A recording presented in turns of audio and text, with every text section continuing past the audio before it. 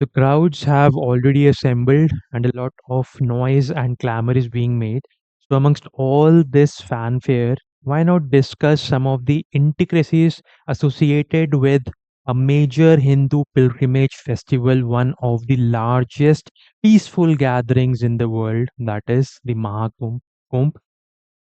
So, first of all, the locations and the time. The time and date is determined by the astrologers on the basis of the relative positions of the Earth, Sun, and Jupiter, that is the Brihaspati Greh in Hindi, and also the constellations through which they are traveling. Constellations basically like Aquarius, Leo. Okay, so the zodiac constellation. Now, this is also unique. This period which we are going through right now, it's also unique. Jupiter is in a position or phenomena known as opposition.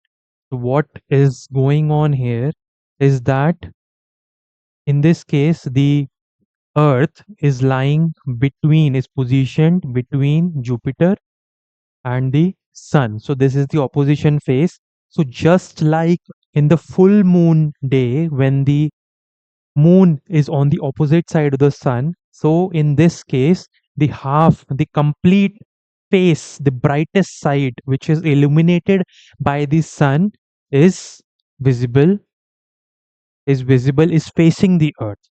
Okay. Now every 12 years, the 12 years is the gap or the interval after which this festival takes place. Why? Because again, the time of revolution of Jupiter or Brihaspati around the sun is 12 years. Okay. Then we have other kumbhs also, like Ardh Kumbh, which takes place at Haridwar and Prayagraj at an interval of 6 years, which fulfills or completes the gap of 12 years. Normally, Mahakumbh is primarily held at Prayagraj. And further, we have the Kumbh Melas, which are held or conducted at an interval of 3 years at to complete the 12-year cycle. So the places where the Kumbh Mela is held. So we first of all have Prayagraj, Prayagraj on the confluence of the or the Triveni Sangam of the three important rivers, Ganga, Yamuna, and Saraswati. So UP, Prayagraj, then Haridwar on the banks of river Ganga in Uttarakhand, then in Nashik, Maharashtra on the bank of river Godavari, and finally Ujjain in MP on the bank of the holy river Shipra. So the presence of river, holy important rivers of India is noticeable in all the four places where the Kumbh is conducted, because the Kumbh is associated with a Shahi Snan, a ritual bathing phenomena which is conducted for spiritual enlightenment and atonement of sins for those who take the dips, that is Prayashchit. Okay, so this is about the location, position, and time. Now, some things about history. First, what we have to notice that most of all it is attributed, the origins are attributed to epics like Mahabharata and Puran. Okay, then sometimes it is also attributed to Adi Shankara, the 8th century famous saint, but there has not been any significant historical record prior to the 19th century. Actually, there have been instances or records of conduction or holding of Magh Mela. Okay, so this was during the Indian War of Independence, First Indian War of Independence Rebellion, 1857, and then subsequently the East India Company. So this is what the history holds, Vedas and Purans, they not exactly relate Adi Shankara to the Kumbh Mela, but from various sources we have assimilated this limited data. Then the rituals and significance, what it holds. So it is a gathering, but it's not just a gathering or about the holy dips. It is about the Shahi Snan, the ritual bathing for the atonement of sins. Then Sankirtan or bhajans. Then spiritual discourses or philosophies which are discussed as lectures by the sadhus, and of course the yoga and meditation.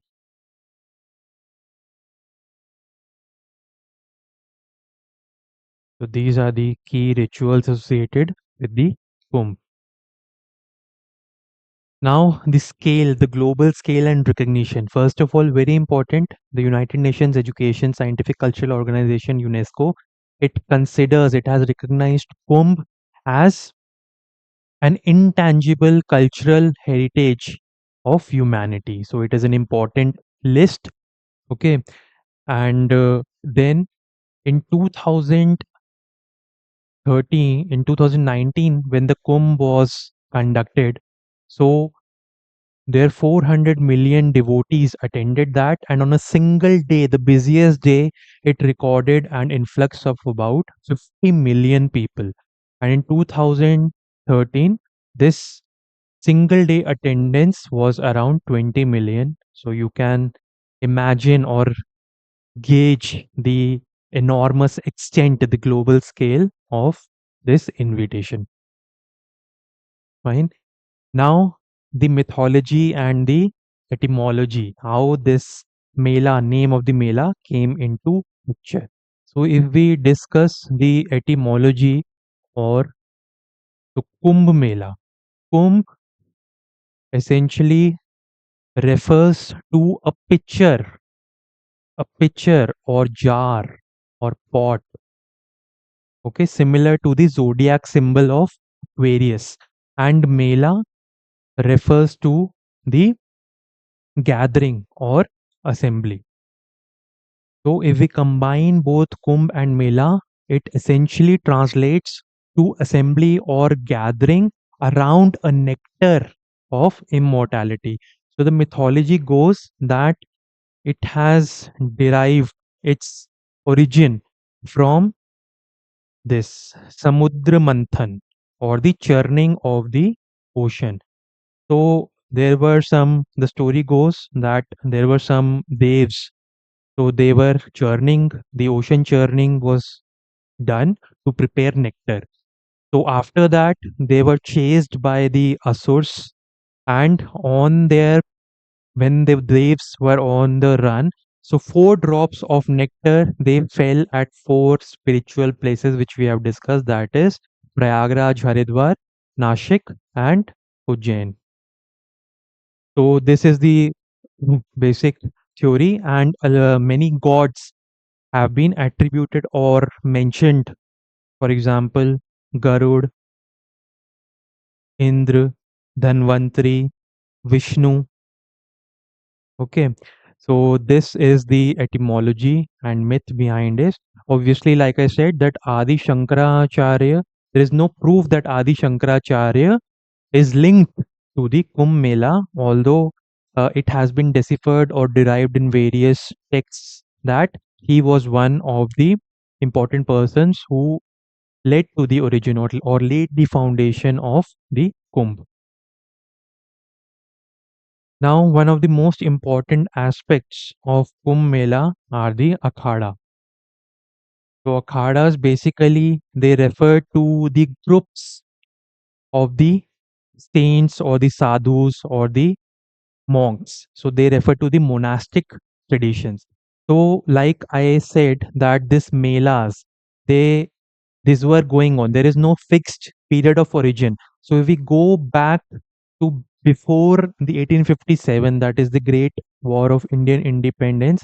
So these various sadhus, basically, they organize themselves into groups or akhadas, monastic traditions.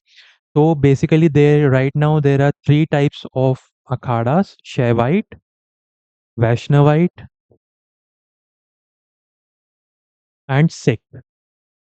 So you might have come across the news, some of the akhada, like Shaivite, we have the Niranjani, then Vaishnavite, we have the Digambar, Sikh, we have the Panchayati Udasin.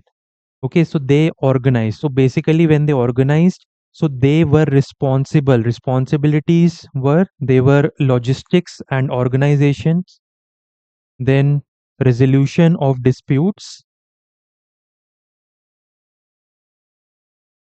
and the revenue collection. So what happened was that often these akhadas and their constituent monks, sadhus, they went to war or they fought, had a tussle with each other on the right to establish the supremacy, who will bathe first or who has control or the taxation rights. So what happened was that this East India Company, when the British finally found a stronghold, foothold in our country, then they decided to exploit this. They wanted to regularize and rationalize this trade and stop all these wars, and then for the sake of their revenue generation, so these were the organization. And these akhadas also go back to the phenomena or the concept of naga sadhus, because they naga or the naked sadhus who went to war unclothed or without any clothes. So this is the history of the akhadas, but now basically they don't get involved in the fighting or revenue collection. Basically, they are responsible for upholding the spiritual sanctity, the dharma raksha, to offer spiritual enlightenment and give philosophical discourses or lectures to the devotees or the attendants. Okay, so this was mostly about the Kumbh Mela, the Mahakumbh. Now, the important thing again is the message. Although it is primarily a Hindu pilgrimage festival, but it has shown over a period of time that it breaks or goes beyond the social barriers. It is a form of spiritual enlightenment and atonement of the sins, and it showcases the diversity, the cultural uh, diversity, and the it also showcases the unity and the integrity between the various individuals which exist on this planet. So with that we conclude for today. Jai Hind.